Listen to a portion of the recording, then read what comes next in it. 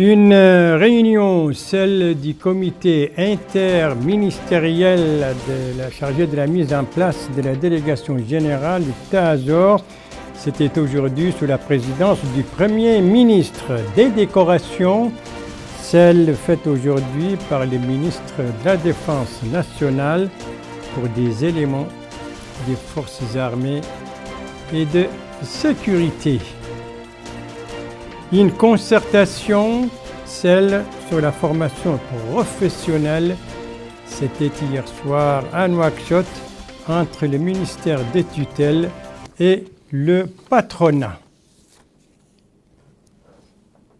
Voilà donc pour les principaux titres de votre journal. Et c'est parti, madame, mademoiselle, monsieur, bonsoir et bienvenue à votre 21h30 de ce vendredi 3 janvier 2020 à 21h30 que nous allons commencer donc par cette réunion du comité interministériel chargé de la mise en place de TASOR. TASOR, vous le savez, c'est la délégation générale à la solidarité nationale et à la lutte contre l'exclusion. C'était aujourd'hui cette réunion sous la présidence du Premier ministre, M. Ismaïl Ould Boueddaoul Chersidi. Réunion qui a permis au comité de constater l'état avancé des préparatifs pour le lancement des activités de cette délégation à la mission transversale.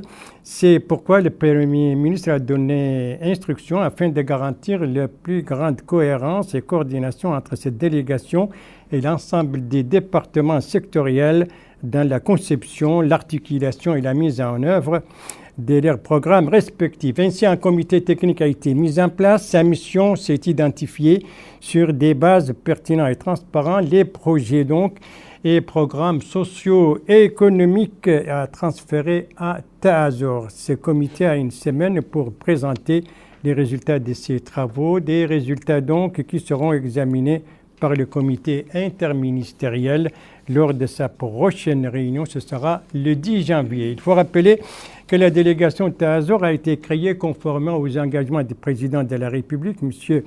Mohamed Ould Cheikh El Ghazouani, dans l'objectif de généraliser la protection sociale, d'éliminer toutes les formes d'inégalité, de renforcer la cohésion sociale, de lutter contre la pauvreté et de coordonner l'ensemble des interventions dans les zones cibles. Voilà donc pour la réunion aujourd'hui du comité interministériel chargé de la mise en place de la délégation générale TASOR. Autre réunion, mais cette fois c'était hier, il s'agit de la réunion du Conseil des ministres, une réunion où l'on a beaucoup parlé du lotissement de Tanit dans la wilaya de l'Inchiri, mais aussi de la problématique des espaces et des places publiques à Nouakchott, ainsi que du plan d'action du ministère de l'Hydraulique et de l'Assainissement. Et tous les travaux du Conseil des ministres ont été commentés donc au cours de la conférence hebdomadaire. Et ces thèmes que je viens de citer ont dominé donc les travaux de cette conférence animée par 3 ministres, 2 femmes et un homme. Résumé de cette conférence avec Bokar Bayleba. Le ministre de l'Enseignement supérieur, de la Recherche scientifique et des technologies de l'information et de la communication, porte-parole du gouvernement, Dr Sidi Ould Salem, a indiqué que le Conseil des ministres a examiné et adopté plusieurs projets de décret et a suivi une communication. Justement, la ministre de l'Habitat, de l'Urbanisme et de l'Aménagement du territoire, Khadija Cheikh Bouka, a donné des explications sur le plan de morcellement du port de Tanit dans la commune de Mhreijat, Muqata de Benishab, en Inchiri. Elle a précisé que ce plan vise à accompagner les activités et à renforcer les capacités portuaires afin de créer une dynamique économique et viabiliser des zones à usage d'habitation pour les citoyens. Elle a indiqué que le choix du site de Tanit s'est fait sur la base de sa spécificité stratégique, son emplacement sur la route Nouakchott-Nouadhibou en particulier, dans une zone d'intense activité commerciale et touristique. S'agissant de la communication relative au contrôle urbain, la ministre a souligné que le développement accéléré de la ville de Nouakchott au cours des dernières décennies a entraîné un certain nombre de problèmes qui risquent d'affecter le développement harmonieux du tissu urbain de la capitale. Elle a cité comme exemple l'occupation illégale des espaces publics et des réserves foncières, l'encombrement anarchique des voies publiques, l'établissement de faux titres fonciers en dehors des plans cadastraux, la non-observation des normes de sécurité dans les constructions. Cette situation, a-t-il dit, requiert une urgente intervention des pouvoirs publics de manière à mettre de l'ordre dans l'urbanisation et établir des bases saines pour le développement de la ville.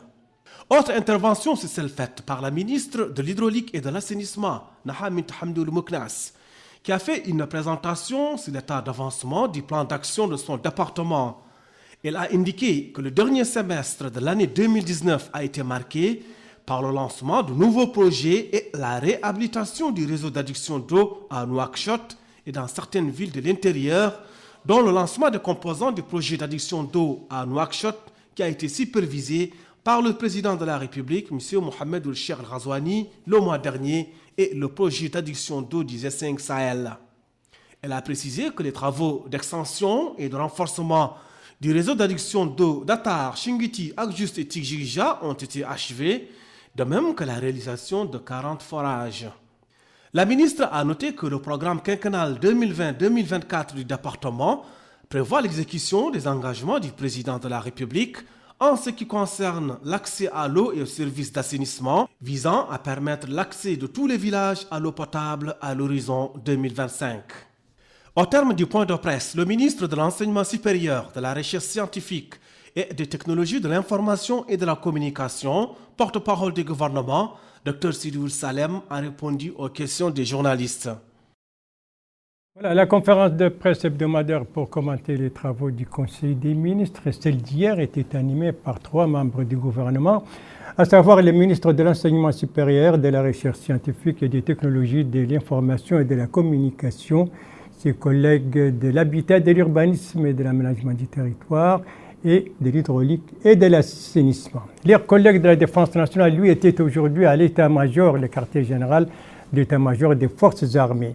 Alors là-bas, c'est cet état-major qui a servi de cadre d'une cérémonie de décoration supervisée donc par le ministre. Alors, qui a été décoré de quoi et dans quel cadre et comment s'est déroulée cette cérémonie de décoration? Élément de réponse avec Abdelrahman Hamadi. Cette cérémonie de décoration, supervisée par le ministre de la Défense nationale, s'inscrit dans le cadre des festivités commémoratives du 59e anniversaire de l'indépendance nationale. En compagnie du chef de l'état-major général des forces armées, le ministre de la Défense a passé en revue des unités de l'armée et de la gendarmerie nationale, venues leur rendre les honneurs, et une cérémonie de levée des couleurs s'est déroulée par la suite.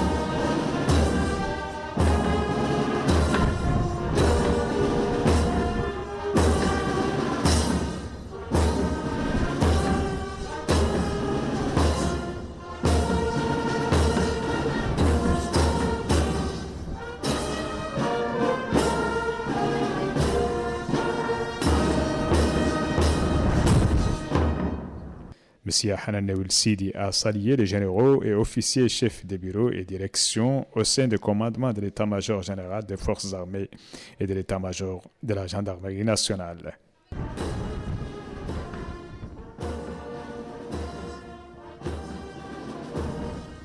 Le ministre de la Défense a par la suite décoré par la médaille d'officier de l'ordre national du mérite colonel Mohamed El-Mokhtar Ould Alaoui, colonel Mohamed El-Mokhtar Amar, colonel Sid Ahmed Ould Cheikh Mohamed, colonel Hanan Ould Sayyidna Ali, et par la médaille de chevalier de l'ordre national du mérite colonel Ali Cheikh Al-Qutb Mama, colonel intendant Mamadou Sidibé Diamouné, colonel Ahmed Selmou Mohamed Val, colonel intendant Jamal El-Mehdi Jiyid, colonel Haïna Mohamed Omar, lieutenant-colonel Abdelrahman Tal Djoude, lieutenant-colonel Mohamed Abdallah Snedel, médecin lieutenant-colonel Tourad Mohamed Lamine Dahaye, médecin lieutenant-colonel Shrif Jiddoumini, commandant Sid Ahmed Salim El-Bekren et capitaine Aboubakar Niang. Le ministre a par la suite décoré des officiers et des sous-officiers par la médaille de reconnaissance de l'Ordre national du mérite. D'autres officiers et soldats ont été également décorés des médailles d'honneur de première, deuxième et troisième classe de l'Ordre national du mérite. Cette décoration vise à honorer les officiers, sous-officiers et soldats tant de l'armée que de la gendarmerie à l'occasion de la fête nationale en reconnaissance de leur dévouement au service de la nation. Étaient présents à cette cérémonie de décoration le chef de l'état-major de la gendarmerie nationale, le chef de l'état-major général adjoint des forces armées, l'inspecteur général des forces armées et de sécurité, le secrétaire général du ministère de la Défense nationale, les conseillers, directeurs et chefs de bureau au ministère de la Défense et à l'état-major général des forces armées et à l'état-major de la gendarmerie nationale. Voilà donc cette cérémonie de décoration qui s'est déroulée aujourd'hui dans le cadre donc du 59e anniversaire de l'indépendance nationale, une cérémonie supervisée par les ministres de la Défense nationale. Quant au ministre de l'enseignement secondaire, de la formation technique et professionnelle, lui, il était hier avec le patronat et pour cause, puisque là, il s'agissait d'une rencontre de concertation sur la formation donc professionnelle. Alors, quels étaient les participants à cette concertation? Et c'est ce que va nous dire, et ce que vise cette rencontre, et c'est ce que va nous dire Abdoul Ademeba. Cette rencontre à laquelle les directeurs des structures de formation technique et professionnelle relevant du ministère de l'enseignement secondaire, de la formation technique et professionnelle et les différentes fédérations des employeurs affiliés à l'Union nationale des employeurs de Mauritanie prennent part constitue une occasion afin de définir les contours du partenariat public-privé afin de permettre aux sortants de ces différentes structures de formation technique et professionnelle d'être opérationnels et de disposer des qualifications nécessaires leur permettant d'être en mesure de relever les défis liés aux demandes en qualification du marché de l'emploi. Le président de l'Union nationale du patronat mauritanien, Mohamed Zenabdine Ould Cheikh Ahmed, a affirmé que cet atelier auquel prend part les différents responsables des écoles d'enseignement technique et de formation technique et professionnelle et les membres de l'Union nationale du patronat mauritanien rentrent dans le cadre de la politique nationale en matière de formation, ce afin, dit-il, d'œuvrer dans le cadre de l'employabilité des jeunes. Il a enfin réaffirmé le soutien et l'accompagnement des différentes entreprises membres de l'Union nationale du patronat mauritanien à l'endroit du ministère de l'enseignement secondaire, de la formation technique et professionnelle. Le ministre de l'enseignement secondaire, de la formation technique et professionnelle, Mohamed Melaini Ould Eye, a quant à lui remercié l'UNPM pour leur appui et accompagnement au profit du département ministériel qu'il dirige. Il a ensuite fait part de la nécessité pour les jeunes du pays d'être dotés des aptitudes professionnelles leur permettant d'intégrer le marché de l'emploi. Cet atelier a été marqué par plusieurs interventions des responsables des structures de formation technique et professionnelle et des employeurs. Ils ont ainsi évoqué les différents problèmes liés à la formation technique et professionnelle des demandeurs d'emploi ainsi que les attentes en matière de qualification des employeurs. Voilà, cette rencontre de concertation entre le ministère de l'enseignement secondaire, de la formation technique et professionnelle et le patronat, c'était hier soir ici à Nouakchott. Elle a porté donc sur la formation professionnelle. Merci de suivre les JTF de Mauritanie à la suite du journal avec cette journée de sensibilisation organisée par les ministères des Affaires sociales, de l'enfance et de la famille. Lieu de la cérémonie, c'était la direction de la petite enfance. Alors, qui a été sensibilisé sur quoi et qui a participé à cette journée de sensibilisation? Élément de réponse avec Aminata Khan. Plus de 53 monitrices de jardins d'enfants participent à cette journée de sensibilisation sur l'importance de l'enseignement du préscolaire.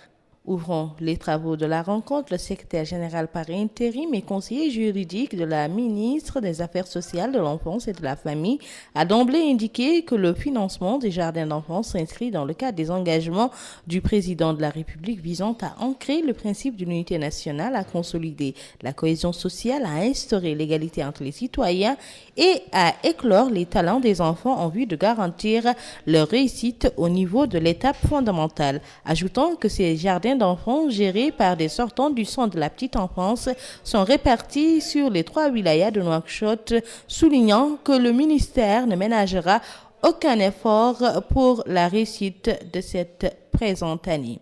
La représentante des monitrices des jardins d'enfants, Oumoud Khairi Mtbou, a souligné que cette journée de sensibilisation avait pour objectif d'informer l'opinion publique nationale sur l'importance des jardins d'enfants pour préparer l'accès des enfants à l'école et les protéger de la rue. Les bénéficiaires ont suivi au cours de cette journée un cours détaillé sur les aspects de l'enseignement préscolaire, mais également le rôle de la monitrice dans l'éveil et l'accompagnement de l'enfant. Voilà donc pour cette journée de sensibilisation organisée aujourd'hui par le MASEF autour de l'importance de l'enseignement préscolaire. Et c'était une journée de sensibilisation à l'intention de plus de 53 monitrices des jardins d'enfants. Nous restons toujours dans ce domaine avec cette 3e édition du MED. Le MED, c'est Mauritanian Experience Diaspora. Coup d'envoi aujourd'hui à Nouakchott, durée des travaux. Donc, c'est 3 jours. Lieu des travaux, c'est le Palais des Congrès. Donc, ici, à Nouakchott. L'objectif de cette 3e édition est qu'il organise éléments de réponse avec Bokar Bailaba. La 3e édition de la conférence du Mauritanian Experience Diaspora MED est organisée par le projet des compétences mauritaniennes à l'étranger sous le patronage de la Banque centrale de Mauritanie et en partenariat avec d'autres acteurs nationaux. Objectif, offrir une plateforme de discussion directe à travers les médias entre experts mauritaniens de la diaspora et leurs collègues à l'intérieur du pays sur différentes questions vitales. S'exprimant en cette occasion, le directeur général de la promotion des investissements, Habibullah Mohamed Ahmed, a mis l'accent sur les opportunités d'investissement que la Mauritanie offre dans plusieurs secteurs de développement. Il a indiqué que la conjugaison des efforts à l'intérieur et à l'extérieur permettra de bâtir une base forte afin de réaliser un bond qualitatif de l'économie nationale. Autre intervention, c'est celle faite par le coordinateur du groupe de travail du projet, Chirali Jaafar, qui a indiqué que son groupe est disposé à mettre ses compétences et expériences au service du développement du pays. Il a réaffirmé l'importance des opportunités et avantages offerts par les nouvelles technologies dans tous les domaines, appelant à tirer profit des transformations numériques en cours. Le potentiel économique et socio-culturel de la diaspora joue un rôle essentiel dans le développement des pays de provenance. C'est un projet qui vise à créer un lien entre les Mauritaniens de la diaspora, c'est-à-dire les Mauritaniens qui vivent à l'étranger, les compétences mauritaniennes immigrées, avec leurs homologues en Mauritanie, c'est-à-dire la compétence locale, pour créer un espace d'échange et d'échange d'idées et d'expériences. Dans ce cadre-là, nous organisons chaque année une conférence annuelle pour justement lancer le débat sur un sujet particulier qu'on décide de l'ouvrir dans cet espace d'échange et de retour d'expérience. Dans ce cadre-là, nous organisons cette année la 3e édition sur ce qu'on appelle l'économie de savoir, c'est-à-dire l'économie basée sur la science, sur la savoir et sur la compétence scientifique. En somme, la diaspora est une force incontournable. Le transfert de fonds et de connaissances permet l'accélération du développement durable du pays d'origine à travers l'apport de savoir-faire, de connaissances et d'expérience. Voilà une 3e édition qui a commencé aujourd'hui donc à Nouakchott, une 3e édition d'IMED, Mauritanian Experience Diaspora, et qui va durer 3 jours sur les thèmes Mauritanie, économie et compétences. Voilà, on va terminer ce journal par la politique et les activités des partis politiques avec cette conférence organisée par la coalition Vivre Ensemble. Alors, sur quoi a été concentrée cette conférence? Élément de réponse avec Abdelrahman Hamad. Cette conférence de presse organisée par les leaders de la coalition Vivre Ensemble CVE, qui regroupe des partis politiques et des associations de jeunes, a pour objectif de faire la lumière sur les résultats et conclusions du périple qu'une délégation de CVE conduite par le président Dr Khan Hamidou Baba a effectué dans les wilayas du Sud au cours du mois de décembre écoulé. Le premier point porte bien sûr sur la mission dans la vallée de la CVE. C'était une mission de remerciement, mais pas que de remerciement. Nous nous sommes enquis des préoccupations des populations, et ce serait donc le deuxième point. Et le troisième point, nous allons aussi brièvement aborder les perspectives de la CVE. Je voudrais simplement dire que nous avons effectivement organisé une visite du 14 au 22 décembre dans les régions du Brakna, du Gorgol et du Guidimaha. Nous avons pu visiter plus d'une cinquantaine de localités en peu de jours. C'est dire que ça a été bien sûr une visite au pas de charge.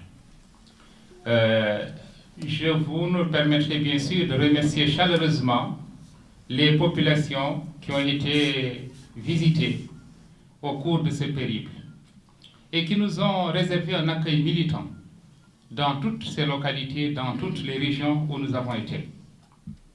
Cette visite arrive pratiquement 6 mois après les élections présidentielles. C'était une visite de remerciement, mais comme je le disais tantôt, c'était aussi une occasion pour exprimer aux populations quelles sont les perspectives de la CVE. De son côté, les membres de la coalition Vivre Ensemble, M. Chbihouli Cheikh Melaïnin, a expliqué les grandes lignes de la politique de la coalition Vivre Ensemble, notamment l'ancrage de la démocratie, de l'état de droit et de l'égalité des chances. Au terme de cette conférence de presse, plusieurs questions ont été posées par les journalistes participants sur les questions, préoccupations et objectifs de cette coalition.